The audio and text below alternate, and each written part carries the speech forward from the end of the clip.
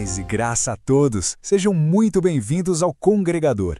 Hoje nós vamos mergulhar fundo nas últimas e talvez mais poderosas palavras de Moisés ao seu povo, o seu cântico final. E olhe, esta não é uma mensagem comum não, é um verdadeiro testamento profético, sabe?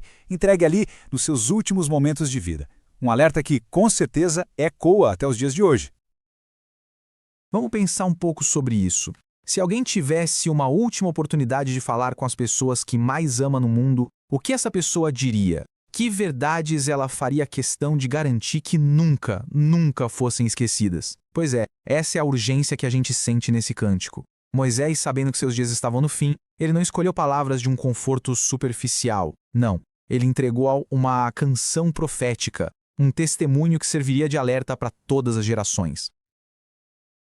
E o interessante é como Moisés começa essa mensagem. Ele não começa falando do povo, apontando erros, não. Antes de qualquer acusação ou correção, ele estabelece o fundamento, a base inabalável, a referência de toda a verdade, o caráter de Deus, a quem ele chama, de forma tão poderosa, de a rocha.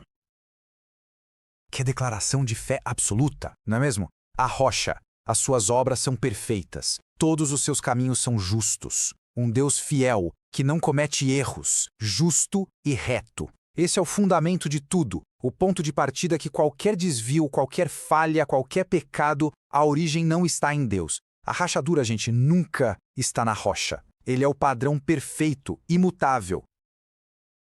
E esses atributos, eles são o coração da mensagem. A rocha é fiel, mesmo quando a gente é infiel. Ele é justo em todos os seus juízos. Ele é reto, o caminho verdadeiro. E, o mais importante de tudo, ele é o Criador que nos formou. Esquecer isso é esquecer quem somos, de onde viemos. A identidade daquele povo estava, e a nossa identidade hoje está, ancorada na identidade da rocha. E é aqui que o cântico muda de tom, e muda de forma drástica. Depois de estabelecer a perfeição da rocha, Moisés começa a expor a trágica, a chocante traição do povo. Ele vai descrever como aqueles que foram tão amados e tão cuidados simplesmente se voltaram contra o seu próprio Criador. Olhem só para este contraste, é devastador. De um lado, a gente vê o cuidado de pai que Deus teve. Ele os encontrou no deserto, protegeu, cuidou, guardou como a menina dos seus olhos, nutriu com o que havia de melhor. Do outro lado, qual foi a resposta do povo? Eles prosperaram, engordaram e, na sua arrogância, deram pontapés. Abandonaram, rejeitaram e provocaram o Deus que os fez com ídolos abomináveis. É a história da ingratidão humana na sua forma mais crua e triste. A profundidade dessa traição é algo assustador. Eles não estavam apenas quebrando uma lei, entende? Eles abandonaram a rocha que os gerou. Eles se esqueceram do Deus que os fez nascer. É como uma amnésia espiritual deliberada, uma rejeição da própria fonte da vida. É como um filho que nega o pai que lhe deu o ser. E um ato como esse, claro, não fica sem consequências. Afastar-se da fonte da vida, da rocha da salvação, é na verdade convidar a desgraça. E a canção de Moisés descreve de uma forma muito sóbria, muito terrível, o que acontece quando a proteção de Deus é retirada por causa da rebelião. Mas atenção, esses passos não são uma vingança arbitrária de Deus. Não, são o resultado direto e inevitável de abandonar a rocha. Sem a sua proteção, o povo fica exposto à fome, à peste, à violência, a tudo. Pense bem, quando se rejeita o Salvador, fica-se sem salvação. Quando se abandona o protetor, fica-se desprotegido. A lição é clara: afastar-se da fonte da vida leva invariavelmente à decadência e ao caos. Mas mesmo no meio do juízo, o propósito de Deus é revelado. Não é que ele tenha perdido o controle, muito pelo contrário. É justamente aí que ele demonstra a sua soberania absoluta sobre todas as coisas, inclusive sobre os falsos deuses que o povo escolheu adorar. E esse ponto é crucial. As rochas que o mundo oferece, poder, riqueza, ideologias, deuses falsos, não são nada. São abrigos falsos que uma hora desmoronam. E o texto diz algo incrível. Até os inimigos lá no fundo sabem disso.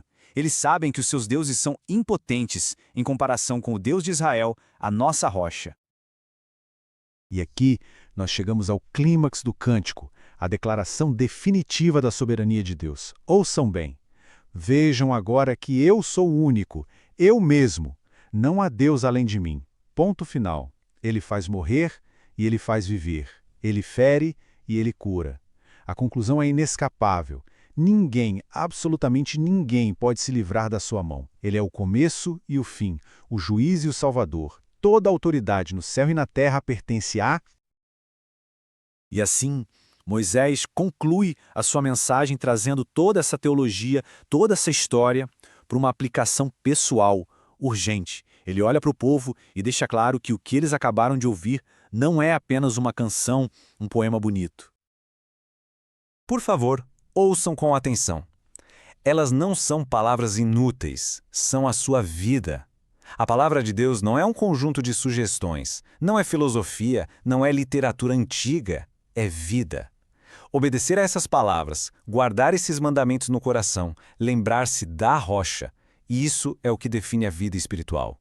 Ignorá-las é escolher a morte. A escolha está diante de cada um de nós. E assim, esta nossa análise termina com a mesma pergunta que o Cântico de Moisés nos força a fazer. Em meio às tempestades da vida, às incertezas, às tentações, qual rocha tem sido o refúgio das pessoas? Onde a confiança tem sido depositada? Na rocha eterna, cujas obras são perfeitas? Ou em abrigos falsos, que inevitavelmente irão ruir?